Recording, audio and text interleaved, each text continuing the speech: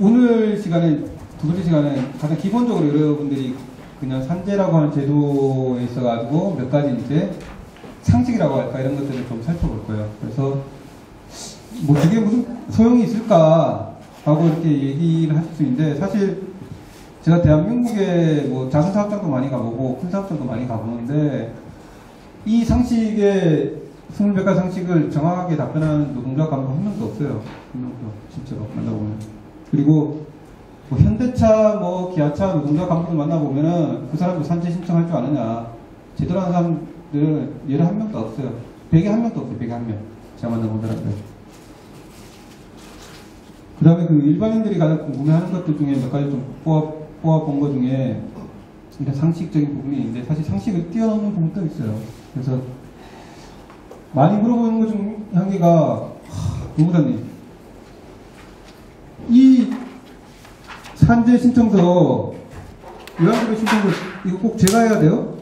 회사가 해주는 거 아니에요? 산재는 회사가 해줘야 될 법률상 문제가 없어요. 전혀. 회사가 산재 신청을 안 도와준다. 노동부에 가서 고발하면 뭐가 있겠네요. 없어요. 남편이 죽었어요. 또는 친척이 죽었어요. 산재 신청을 유족해야 돼요? 유족해야 돼요. 얼마 전에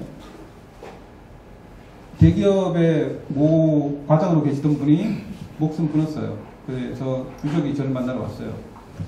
노무사님, 회사가 산재 신청을 안 도와줄 것 같아요. 어떻게 해야 됩니까? 나쁘게 얘기하면 부인이 알아서 하셔야 됩니다. 근데 우리나라 대부분의 뭐 남성 노동자들, 뭐 저도 마찬가지고, 집에 가면은 오늘 와이프 내가 이런 일을 했는데 너무 힘들더라. 이런 사람들 만났는데 너무 스트레스 받네. 이렇게 말하는 사람이 있어요, 대한민국에? 없어요. 말하세요, 그거. 물어봐도 대답 안 해요? 귀찮다고 안 하죠, 그죠? 다들 그냥 술 한잔 먹고 치워버리죠. 그런데 남편이 죽고, 예를 들면은, 제가 좀 과격한 그 사례를 많이 들어서 그런데, 회사가 정말로 우리 인간이 열심히 해가지고 스트레스 많이 받았어요. 내가 열심히 처리해줄게요. 그런 회사 전 연애 문제 정도는 볼까 말까? 사실 별로 없어요. 제가 가본 사업장. 저 막 그 산재 처리한다고 가보면은, 너 누가 이 새끼야? 너 왜 들어와? 못 들어가게 하는 회사도 많고, 너 이 새끼 부록하냐 해서 멱살 잡힌 적도 있고, 쫓겨난 경우도 비일비재했죠, 사실. 그래서 회사가 산재 처리를 해줘야 될 법률상 그런 거 없다는 거 사람이 몰라요. 그러면 대기업들이 어떻게 하냐? 그걸 이용해서 그 남편이 그 대기업에 모여서 가장이 자살했는데 막 산재 처리를 해줄 것처럼 막 얘기해요. 장례를 빨리 치릅시다. 장례를 치르면 제가 회사가 잘 도와드릴 겁니다. 회사가 도와주면은 문제 없습니다. 이런 식으로 다 가문이선하죠. 장례 치르자마자 3천만 줄게 합의해. 그 이상 안 돼. 그리고 직원들에 대해서, 김 과장에 대해서 말하는 너 잘라버리겠어. 다 이런 태도로 일관한 회사가 굉장히 많아요. 회사가 산재 처리를 해줘야 될 법률상 의무가 없다는 것들을 여러분들이 반드시 아셔야 돼요. 내가 해야 돼요. 유족해야 돼요. 의무사 사든, 변호사 하든, 전문가 선임하든. 그래서 또 사람들이 물어봐요. 노무사님, 제가 무릎을 다쳤는데 회사에서 산재래요. 제가 어깨를 다쳤는데 회사 산재래요. 저희 남편이 심근경색에 죽었는데 뭐 회사에서 산재라고 하고, 뭐 많이 남편이 노력했으니까, 발스트레스 많이 받았으니까 뭐 산재 처리 문제가 없다고 하네요. 물론 회사의 도움을 받는 게 굉장히 필요해요. 회사의 도움을 받는 게. 제가 제일 처음에 했던 그 사건이 뭐였냐면은, 그것도 헤르페스 내염이에요. 헤르페스 내염. 근데 그때 돌아가셨던 분이 사진사였어요. 이름도 아니죠. 한성공이라고. 사장님 만나러 갔어요. 사장님이 너 이 새끼 누구야? 노무사 처음 들어보니까 다시 우리 회사가 산재 처리 안 해줘. 너 가 임마.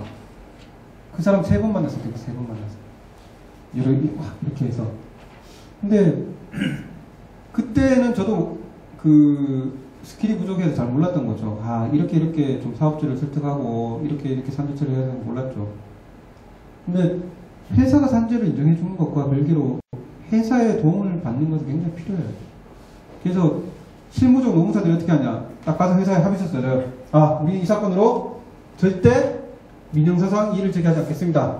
산재 처리만 도와주면은 각종 소송하지 않겠습니다. 각서, 합의서 막 써줘요. 그럼 사업주가 안심하고 산재 처리야 뭐 승인받으면 국가에서 주는 거니까 뭐 열심히 해봐라 이렇게 하죠. 사업주들이 모든 정보를 다 가지고 있기 때문에 여러분 배우자가 하는 일의 특징을 10가지로 쓸 수 있겠어요?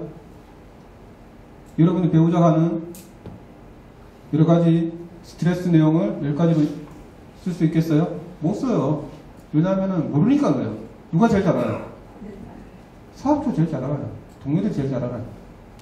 그래서 그것을 얻기 위해서 사업주의 도움을 필요로 하는 것은 다른 문제라는 거죠. 회사가 인정해 주는 것은 과실기로. 그래서 사업주들의 도움을 받아야 되고 안 되면은 제가 그랬어요. 국민한테 안 되면은 거기 가서 상복 입고 데모라도 하시라고. 내 남편의 목숨값이 3천만 원밖에 안 되냐고. 응? 데모라도 하시라고. 싸우시라고. 그 다음에 이제 그 영세한 사업장 보면은 산재보험을 늦게 가입하거나 가입을 하지 않는 경우가 있어요. 제 와이프가 지금 집에서 가끔 이래요. 일주일에 2시간씩, 일주일에 2번, 하루에 2시간씩 그 외국인 노동자한테 한국어 가르치는데 그걸 좀 뭐 학원처럼 이렇게 만들고 싶다고 하더라고요. 그래서 야, 그럼 너 4대 보험 다 들어놔야 돼. 응? 다 산재 처리도 다 할 수 있도록 해놔야 돼. 이런 걸 모르는 거죠. 그럼 몰라서 가입 안 하는 사람도 있어요, 실제로. 이런 것들을. 안내가 안 되는 경우, 모르는 경우. 그 다음에 안 하는 경우도 있어요, 안 하는 경우. 그런 경우에도 노동자가 다쳤다, 일을 하다가. 하면은 다 산재 처리 가능해요. 대신 사업주가 산재보험료를 더 많이 내거나 노동자한테 지급하는 보험료에 있어가지고 일정의 배액을 증상하거나 사업주들에 대한 불이익이 있어요. 그것이. 노동자들이 산재 처리하는 데는 상관없다는 거죠. 그 다음에 지금은 상시 1인 이상 사업장만 산재 처리 가능해요. 상시 1인. 그래서 가장 간단하게 생각해보면 한 달 평균에서 그 사업장에 평균했을 때 1인이 넘는다. 그러면 산재 처리 가능하고 1인이 안 된다고 하면 아까 얘기했듯이 근로기준법상 보상, 사업주에 대한 직접적인 보상 청구를 하셔야 돼요. 그리고 적용 대상을 얘기했죠. 적용 대상을. 그래서 2천만원 미만의 공사라든지 100제곱미터 미만의 개인 사업주가 하는 건설공사 같으면 적용이 안 돼요. 그럼 적용이 안 되는 부분은 다른 보상을 받아야 되는 거죠. 그래서 그 두 번째 그 시간에도 제가 그 가장 얘기를 드리는 것 중에 한 개가 우리가 손해배상을 얘기할 거예요. 손해배상을. 사고가 났어요. 산재 처리가 돼. 산재에서 보상이 돼요. 국가에서. 근로복지공단에서 요양급여, 휴업급여 이런 게 산재에 대한 전체 보상이 안 되기 때문에 항상 사업주에 대한 손해배상을 염두에 둬야 돼요. 우리가. 사업주에 대한 손해배상을. 특히나 장애가 나는 사건, 사람이 죽는 사건은 항상 산재 이상의 손해배상 청구를 해야 돼요. 이게 말 한마디가 몇 억이 왔다 갔다 해요. 제 후배 농사가 있는데 오늘 전화가 왔어요. 선배님, 자기가 건설회사 산재 사망 사건을 처리를 했는데 이게 사업주한테 3억을 받았대요. 3억 5천을 받았대요. 사람 죽은 사건에 대해서. 그래서 3억 5천만 원을 사용자에 대해서 손해배상을 받았대요. 손해배상 성격의 돈을 받았대요. 그래서 뭐로 했느냐. 위자료로 했대요. 위자료. 그래 잘했네. 근데 왜 산재에서 돈이 안 나오느냐. 이게 무슨 말이냐면은 산재와 사업주가 주는, 이게 사업주가 주잖아요? 이게 산재에서 줘요. 공단에 줘요. 원칙적으로 겹치지 못해요, 절대. 그러니까 이중 보상이 안 돼요. 사업주가 만약에 산재에서 만약 100만원 받을 수 있다. 그럼 사업주가 100만원 줬어요. 손해배상 성격으로. 산재 처리하지 말고 100만원 줬어요. 산재 처리하지 마. 그냥 100만원 줄게. 근데 이 노동자가 산재 신청을 했어요. 근데 이미 사업주한테 100만원 받은 게 있어요. 그러면은 공단에서 10원도 안 나와요. 그래서 여러분이 이 산재 신청서를 보면은 사업주에 대해서 보상을 받았습니까? 라는 질문을 하는 게 있어요. 이게 사업주에 대해서. 그래서 왜냐하면은 사업주가 주는 돈과 공단이 주는 돈은 이중 보상이 절대 안 돼요. 원칙적으로. 그러니까 사업자한테 받든지 공단에 받든지 이 개념이에요. 우리나라는. 대신에 산재에서 지급되는 돈이 적다. 내가 장애가 났고 유족 사건이 났고 그래서 산재에서 50%밖에 보상이 안 된다. 내가 100인데 그러면 이 50에 대해서 사업주가 줘야 된다는 거예요. 근데 그 노무사가 합의를 잘못했죠. 합의를.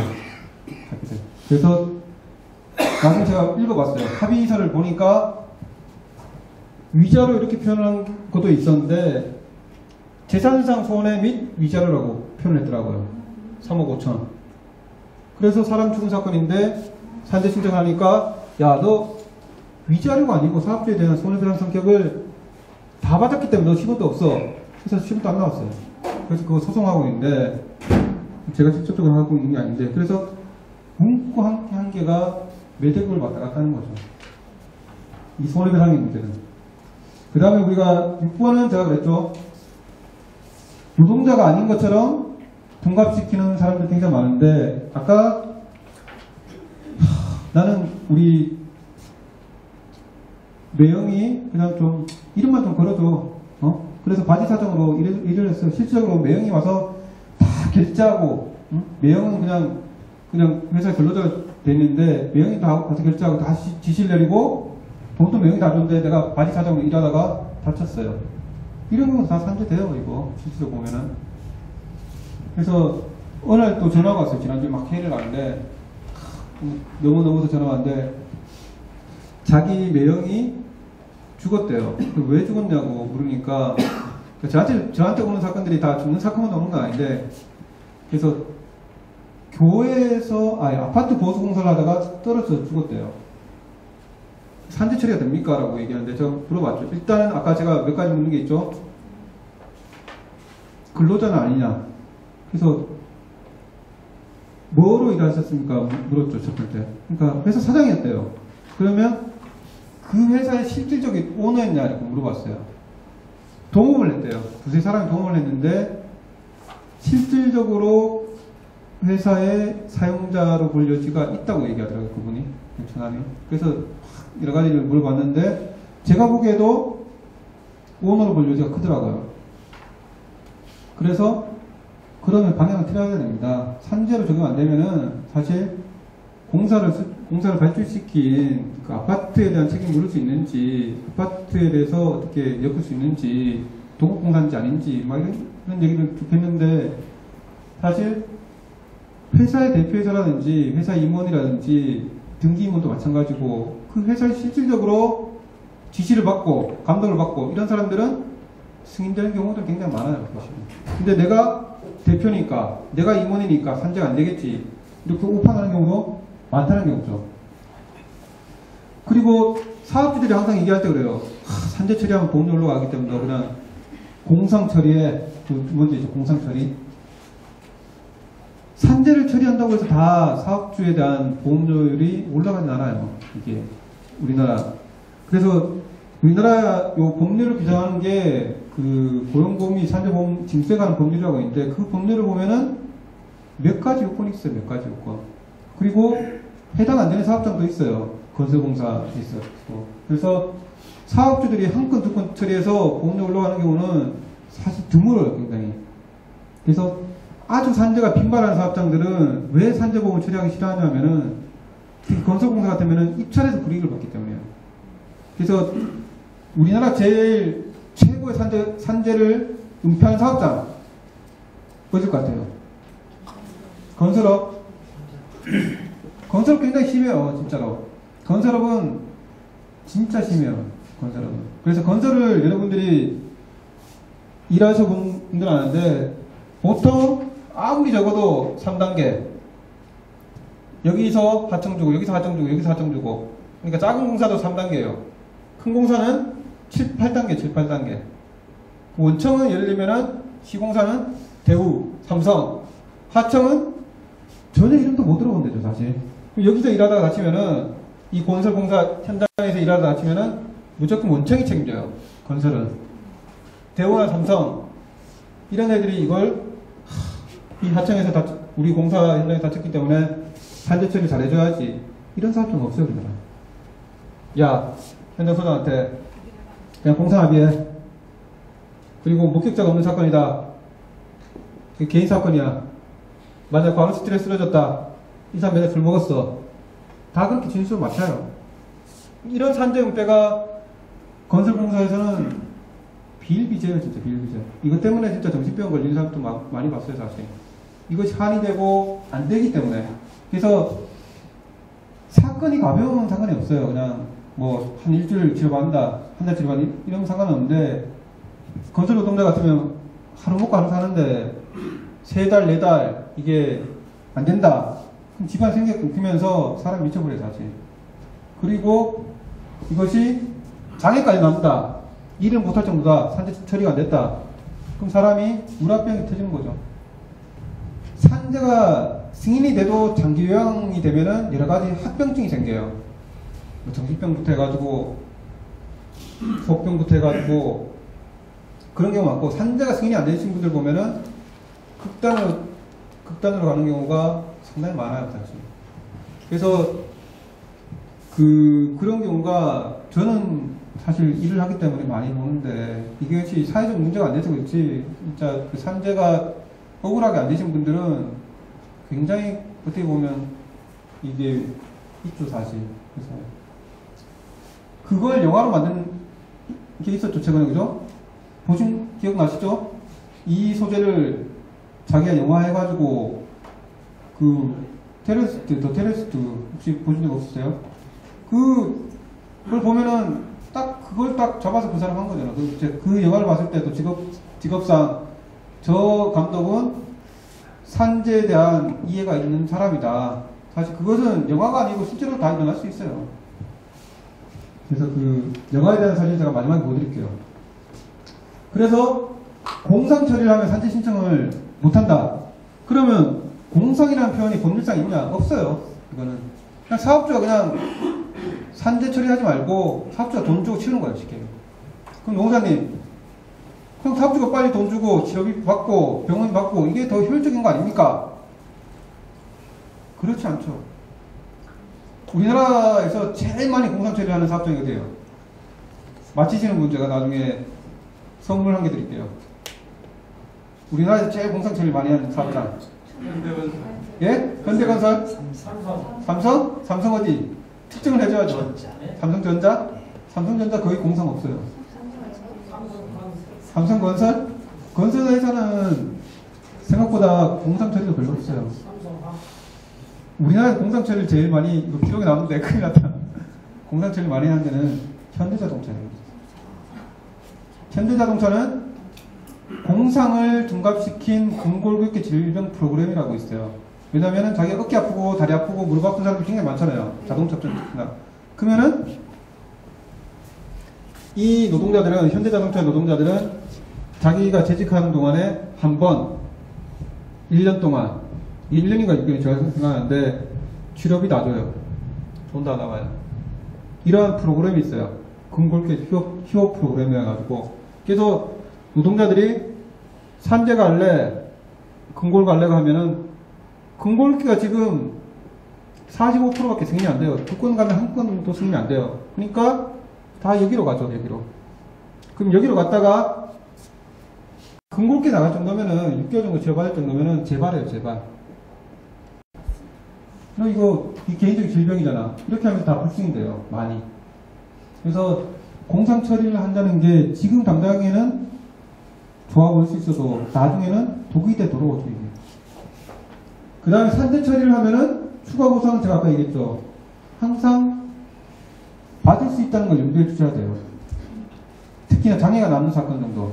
그래서 가벼운 사건인데 장애가 안 남았다. 이것은 사실상 어려워요. 이거는. 근데 장애가 남는 사건 중에 중한 사건들은 말 한마디에 따라서 엄청나게 이게 몇 억이 왔다 갔다 해요. 똑똑한 사람들은 아주 영리한 사람은 어떻게 하냐면은 산재가 안 될 것 같다. 산재가 안 될 것 같다. 저거는 이 맨홀에 쓰러진 분이 근로자가 아니다. 진짜 용역을 줬던 사람이다. 근데 사업주도 어리버리해요.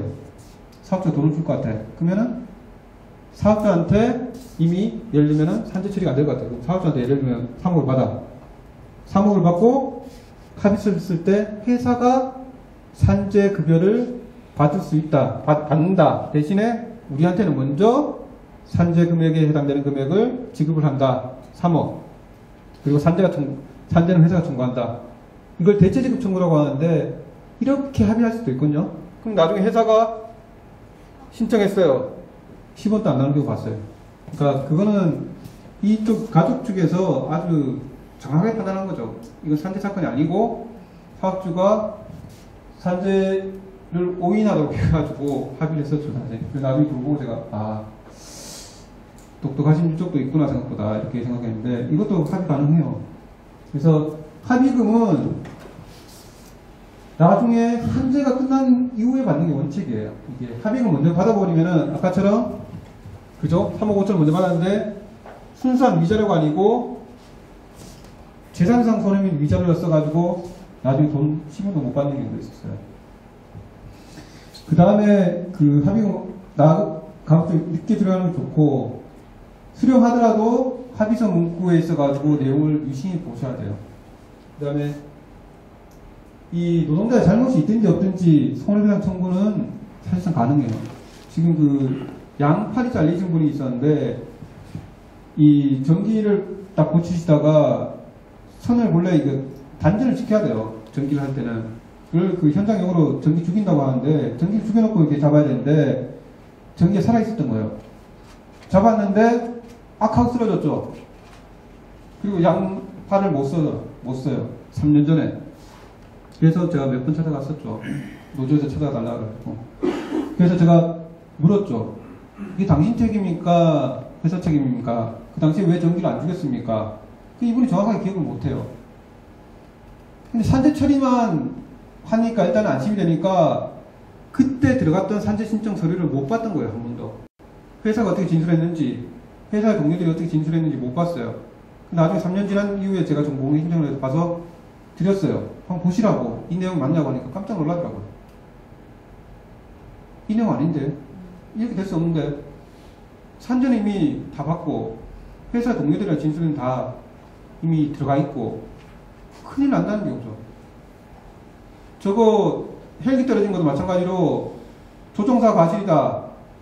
그렇게 들어가면 산재는 돼요. 근데 조종사 과실이 큰 거라고 들어가면은 나중에 산재 보상 금액에서는 억대가 왔다 갔다 하는 겁니다. 이게. 그래서 제가 가끔 농담반 진담반 했을 때 초기에 산재가 일어났을 때는 사람들이 좀 우호적이에요. 그때 회사의 내용들을 녹취라든지 동물들한테 진술 받아 두든지 얼마 전에도 그런 경우가 있었는데 그래서 초기의 증거를 잡아두고 합의금을 늦게 산재가 끝난 이후에 받아들이는 게 유리하죠. 가끔씩 노동자들 물어요. 퇴직하면 산재 처리 못합니까? 퇴직하면. 나 10년 전에 퇴직했어요. 5년 전에 퇴직했어요. 그래서 사람이 죽은 사건은 죽고 나서 무조건 3년이에요. 사망한 다음 날로부터 계산해가지고 3년 이내 신청했어요. 신청해서 산재 승인 받아내야 돼요. 그리고 사람이 다치거나 치료받고 있는 거는 기한에 제한이 없어요. 원칙적으로. 용사님, 제가 10년 전에 회사 퇴직해서 지금 폐암이 걸려가지고 치료받고 있습니다. 원사님. 그럼 폐암으로 치료받은 지 얼마나 됐습니까? 4년 됐습니다. 그럼 지금 신청하십시오. 지금 신청하시면은 4년치를 전부 주는 게 아니고 신청한 시점부터 3년치를 요구로 줘요. 요양급여, 휴업급여, 그죠? 이런 등등의 급여를 3년치를 소급해서 주는 거지 퇴직 여부랑 상관이 없어요. 전혀. 내가 회사에서 야유회를 갔는데 시켜서 씨름하다가 다쳐가지고 허리에 디스크가 났다. 그게 벌써 10년 전의 얘기다. 근데 그때서부터 내가 계속 앉아가지고 지금 또 치료를 받고 있다. 지금 또 병원을 간다. 한 달에 10번씩 10원도 못 벌고 있다. 그러면 지금 청구하면 돼요. 그러면 소급해서 3년치만 나가죠. 그런 개념이라는 거죠. 산재라는 게. 그래서 퇴직 여부랑 상관없지만은 가급적 동료들이 도와줄 때 회사에 있을 때 처리하는 게 낫죠. 그리고 이런 질문을 굉장히 많이 받아요. 누구는 산재 신청을 했는데 불승인 받았어요. 근데 불승인 통지자 받아보니까 90일 이내에 심사나 재심사 행정소송을 해야 된다고 나와 있는데 90일이 지났어요. 어떻게 합니까? 이거 제가 거짓말 안 하고 노동조합 운동을 특히나 이 산재 쪽에 10년 이상 하신 분들한테도 질문을 받아요. 지금도. 그렇죠. 다시 신청하면 돼요. 다시 신청해서 다시 불승인 처분 나오면은 그거 가지고 심사나 재심사 소송을 하면 돼요. 그래서 신청 기간이 90일이 지났다고 해서 안 되는 게 아니고 저도 아주 가끔씩 90일 지나는 사건들을 해요. 그러니까 제가 깜빡 실수로 아니 사무실 직원이 실수로 그러면 다시 신청해요. 다시 신청하면은 불승인 받은 사건 다시 불승인 받아요. 그럼 다시 심사나 재심사 행정소송을 해요. 사건의 성격에 맞게 심사를 갈 수 있는 사건은 심사를 해야 되고 소송을 가는 사건들은 소송을 해야 되죠. 그렇죠? 그리고 이 부분들은 얘기했고, 그죠? 그 다음에 예전에는 산재법에 그렇게 되어 있었어요. 산재라고 하는 것은 업무 수행 중 업무의 기인에서 발생한 죄다 이렇게 있어요. 그러니까 사람들이 다 밖에서 다치거나 밖에서 발병한 것은 불리한 게 아닌가, 안 되는 게 아닌가.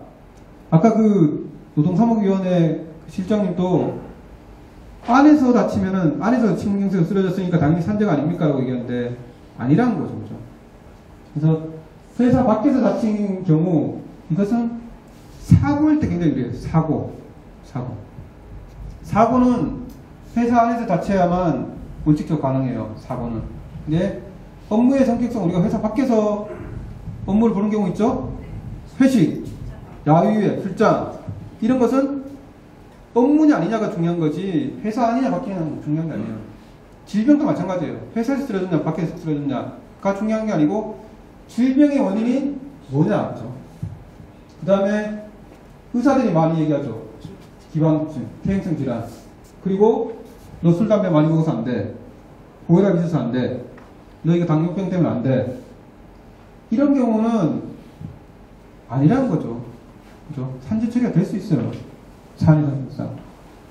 근데 그 현장을 가보면 사람들이 얼마만큼 모르냐면은 오늘 또 이렇게 전화 받았는데 노무사님 제가 산재 신청을 했는데 불승인 됐습니다. 그래서 불승인 된 게 뭐냐, 상병명이 뭐냐, 일단 불승인의 병명이 뭐냐 물어보래요. 그럼 반환성 연골 파열입니까? 예, 맞아요. 왜냐면 그분들 잘 못 외우기 때문에. 그러면은 왜 불승인 됐습니까? 자기가 일을 하다가 쪽으로 앉다가 딱 일어났는데 갑자기 통증이 느껴졌대요. 오른쪽에. 그래서 병원 가니까 우측 반환성 연골 파열이다 해서 노동자 간부한테 얘기했어요. 이거 어떻게 처리하면 됩니까? 그냥 그거는 일어났다가 다치는 일종의 사고다. 그거는 회사 안에서 업무를 하면서 사고다. 그래서 사고로 그냥 신청해라. 그래서 노동자 간부 말을 믿고 신청했어요. 그러니까 의사가 웃는 거죠. 반환성 연골판 파열은 일회성으로 그냥 앉았다 일어나서 파열되는 상병이 아니에요. 그래서 제가 물었죠. 무슨 일을 하십니까? 자기 용접한대요. 용접은 다 쪼그려 앉잖아요. 거의 다. 용접을 몇 년 하셨습니까? 7년 했대요. 업무 시간 중에 용접은 몇 프로나 합니까? 적어도 한 3-4시간 할걸요? 2-3시간 할걸요? 그러면 그건 사고가 아니고 질병입니다. 그러면은 사고의 판단 절차가 다르고 질병의 판단 절차가 다른데 노동자 간부가 잘못 지도한 겁니다. 질병으로 다시 신청하십시오. 이렇게 얘기했죠. 간단하게 얘기하면. 그러니까 그 정도는 모른다는 거죠. 현장에서는. 그래서 그 의사들도 그렇고 이게 현장의 노동자 간부들도 굉장히 모르는데 이거 처음에 잘 신청해줘야만 승인 받을 수 있어요. 처음부터 이상하게 신청하면은 승인이 안 돼요, 이게. 그 다음에 사람들이 많이 물어요. 저희 세 번째 시간에 많이 얘기할 건데 암또 산재가 됩니까? 돼요, 되게. 그러면 제가 스트레스 받아서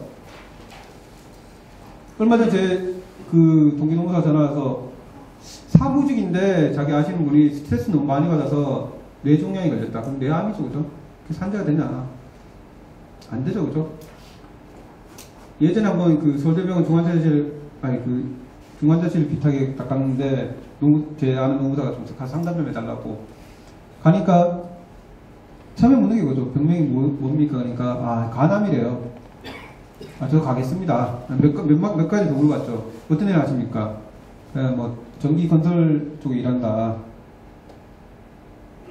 그러면 뭐 유해물질 이런 거 취급합니까? 쫙 들어봐도 없어요. 그럼 왜 간암에 걸렸다고 생각하십니까? 일하느라 너무나 스트레스 많이 받았다. 스트레스 때문에 간암 걸린 거 아니냐? 안 됩니다. 똑똑한 사람도 그래요. 간암 이렇게 전화 와서 얼마 전에도 뭐 자기 동생이 연구원인데 간암에 걸렸다. 감경련에 걸렸다. 스트레스 때문에 간암이 산재 승인 받은 사건이 있는데 왜 노무사님 안 된다고 얘기하십니까? 그건 2003년도 이전까지 법원에서 해준 적이 있다. 근데 2003년도 이후에는 단 한 건도 없다고 우리나라는. 원래 근로복지공단 산재를 간암은 과로 스트레스상 연관성 있게 본 적이 없다. 폐암도 마찬가지야. 폐암도 마찬가지다. 위암도 마찬가지. 위암. 모든 암은 과로 스트레스상 연관성을 인정해가지고 산재가 승인된 사건은 없어요. 그럼 노무사님 아까 모든 상병은 산재가 될 수 있다는 걸 의심하라면서요. 부딪혀보라면서요. 안 부딪혀봐요, 사람들이. 그 2003년도 이후로 간암에 대해서도 그렇고 이미 우리가 한국인이 제일 많이 걸리는 위암, 폐암 등등의 여러 가지 상병들에 대해서는 사람들이 다 포기를 하는 거예요. 제가 금속노조나 이렇게 큰 노조 가서 노안실장님 만나면은 본인 노조에서 아무리 법원에서 바로 스트레스상 관련성이 없다고 판단을 하더라도 부딪혀서 사건을 자꾸 개척을 해봐야 된다. 니네들이 해라. 일반 노동자가 다 과연 그걸 어떻게 할 수 있겠냐. 그건 안 됐죠, 사실. 그래서 지금은 명백한 유해 물질에 노출이 안 되면은 일반적인 과로 스트레스상은 암과의 관련성은 인정이 안 되고 우리나라에. 이것도 저는 언젠가는 풀릴 문제인데 안 부딪혀보는 것도 문제라는 거죠, 사실. 그래서 우리가 산재 처리를 할 때 이분은 이렇게 다쳤어요. 어떻게 됐겠어요? 죽거나 크게 다쳤겠죠, 그죠? 죽거나. 산재죠, 산재, 그죠? 그러면은 우리가 처음에 산재를 봤을 때는 사고 경위를 봐야 돼요. 이 사람이 여기 출입할 수 있는 건지 없는 건지, 회사가 조치를 어떻게 취하는 건지, 동료들이 누가 받는 건지 아닌 건지. 그리고 이 사건을 보면은 우리가 산업안전보건법이라고 하는데 사업주가 지켜야 될 여러 가지 사업 사용자의 의무를 지키는 게 있어요. 반드시 보행자문을 따라 설치해야 되는데 보행자문을 설치 안 해가지고 이 사람이 다친 거예요. 그러니까 네 탓이냐 내 탓이냐 명확히 밝혀야 되죠.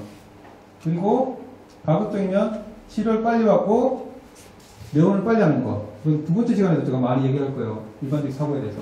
그리고 손해배상 합의를 하는데 우리가 자동차 이렇게 운전할 때 접촉사고 나잖아요. 그럼 어떻게 하세요, 여러분들? 보험회사 전화한다? 차 치우고 보험회사 전화해요? 차 안 치우고 보험회사 전화해요? 안 치워요. 우리나라 사람들 왜 다 안 치워요? 저쪽 탓이냐를 명확히 밝히기 위해서 안 치우는 거잖아요. 빨리 치운다. 사진 안 찍어준다. 이게 다 내 탓은 나도 물어가요. 명백하게 뒤에서 박은 게 아니면은 다 과실이 같이 있는 걸로 봐요. 그렇죠. 쌍방과실로 보는 거죠. 그래서 산재는 쌍방과실이든 내가 그 중과실이든 상관이 없는데 나중에 이 돈에 대한 문제이기 때문에 그죠? 그리고 뭐 회사를 다녀보면 또 징계에 대한 문제도 있고 여러 가지 것들이 있기 때문에 누구 탓이냐를 명확히 해야 돼요. 이걸 넘어서 절단사고가 났어요. 그래서 그 하다가 이게 제가 그 실제로 상담을 받았던 사건이기도 하고 그 다음에 이런 사건들이 굉장히 비일비재한데 프레스에서 절단사고 나요.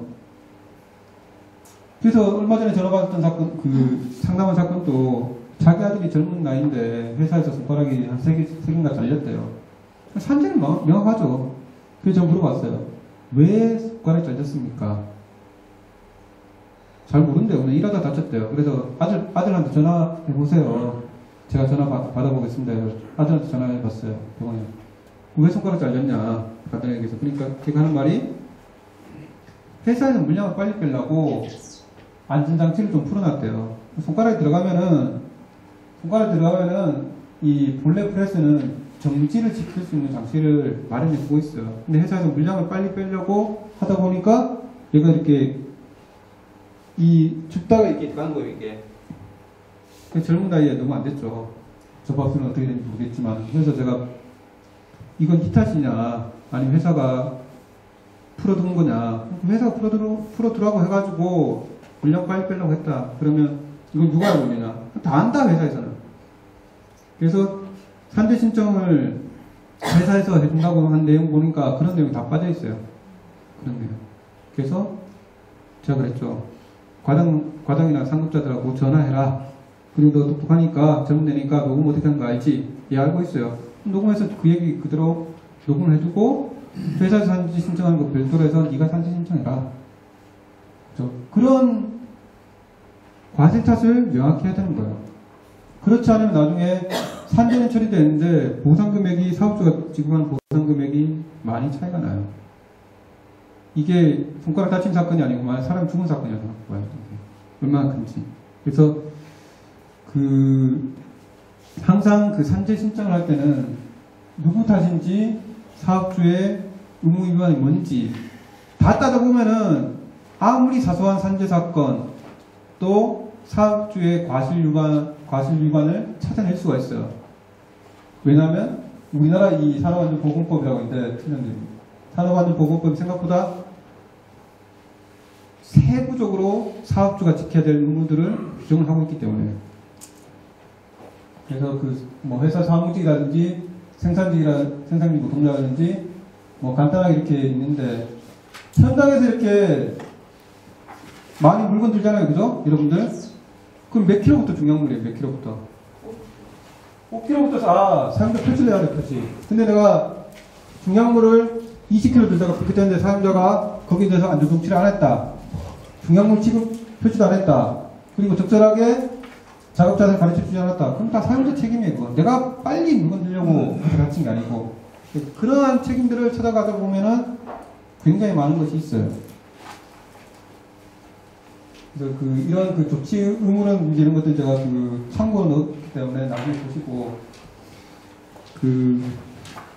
아까 처음에 테러리스트 제가 얘기했었는데 테러리스트 보면은 건설 현장에서 사업주가 산재 처리를 안 해줬어요. 그죠? 그 영화를 하정우가 1인 연기를 하지만은 굉장히 잘 만든 영화예요. 제가 봤을 때는 의미적으로 재미는 괜찮아요. 재미도 저는 영화관에서 혼자 봤었는데 근데 그 영화를 보면은 이 마지막 사진이 이게 이쪽이죠. 마지막 사진이 그죠? 터지는 황금 다리가 터진 사진이 있는데 그 영화를 보면서 산재 문제가 저렇게 있는 건 참 감독이 잘 찾아낸다. 근데 저게 사실상 건설 현장만 있는 게 아니고 지금 현장에 가보면은 대기업 노동자들도 회사 눈치 보면 산재 신청을 잘 못해요. 그러니까 하청 노동자도 마찬가지고 영세 노동자들도. 근데 이게 어느 순간부터 사업주가 산재 처리를 해주는 것, 산재 처리를 은혜적으로 해준 것을 노동자들이 받는 걸로 생각하는데 이게 산재 처리를 해줘도 사용자 의무가 없는 거고 내가 내 권리를 행사하는 것인데 이것이 막혀 있다는 거죠. 이게 대기업이든 작은 노동자든 자유기업이든. 그래서 여러분들이 당장에 만약 회사 눈치가 어렵다고 하면은 회사 눈치가 어렵다고 하면 나중에 신청하되 증거를 가지고 나서 나중에 신청하는 거죠. 그리고 내가 아프거나 다치거나 내 주위 사람들이 아프거나 다치거나 할 때 한 번씩 물어보라는 거죠. 야, 그거 너 산재 아니야? 내 병이 산재 아니야? 이거 정도만 물어보더라도 여러분들은 2시간의 경험이, 2시간 제 강의가 나중에 큰 도움이 될 거라고 생각합니다. 그래서 오늘 첫 강의 때는 대략적으로 이제 산재에 대해서 기본 내용이라든지 상식들을 익혀봤고, 두 번째에 대해서는 사고를 살펴볼 거예요. 사고는 열 몇 가지 사고 유형이 있는데, 그 사고 유형에 있어가지고 여러분들이 무엇을 조심해야 되고 어떤 걸 찾아내야 될지 제가 얘기 드릴 거예요. 그리고 세 번째 시간에는 여러 가지 질병들, 뇌심혈관계 질환이라든지 근골격 질병, 그리고 직업성 암이라든지 직업성 질병에 대해서 그 기준과 처리 방법이라든지 이런 것들을 얘기 드릴 거예요. 그래서 제가 원래 여기 그 노원센터에 강의를 했는데, 사실 노원센터에 강의를 하면서 저한테 이렇게 상담을 따로 이렇게 오셨던 분이 많아요. 그 중에 생각나시는 분인데, 그분이 이렇게 일을 하다가 회사에서 물건이 떨어져가지고 머리가 크게 다쳤어요. 그래서 머리가 좀 많이 다쳐가지고 제가, 그분은 이제 두려운 거죠. 저한테 강의를 들었음에도 불구하고 산재 처리를 자기 스스로 한다는 게 두려운 거죠. 근데 저는 그 사건 안 맡았거든요. 왜냐하면 누가 봐도 명백히 머리에 떨어져가지고 두부 외상이 일어났고, 그로 인해서 이분 조금 더 정신적인 우울감이라든지 이런 것들이 왔었는데, 그런 것까지 다 혼자가 다 산재가 됐어요. 그분들은. 그래서 다른 해고 사건도 연관이 됐었지만은 산재 처리가 잘 됐다고 이렇게 전화가 받을 때 강의 보람 느꼈어요. 그 3일간의 강의가 이분한테는 사실 큰 도움이 된 거죠. 그분이 그거 처리하려고 해서 노무사를 선임한다. 100만, 200만 날아갔어요. 예를 들면. 그래서 여러분들은 이 농복지센터에서 정말 10원 안 드리고, 어떻게 보는 거죠? 그렇게 좋지는 않지만은 한두 가지 산재를 알아가며 있어가지고 나중에 큰 도움이 될 수 있을 거예요. 저는 그렇게 생각하고, 오늘 늦은 시간까지 수강해 주시면 너무 고맙고, 강의 끝난 이후에 좀 질문하실 분들은 제가 준비해 줄 테니까 질문해 주시면 됩니다. 오늘 너무 수고하셨습니다. 감사합니다.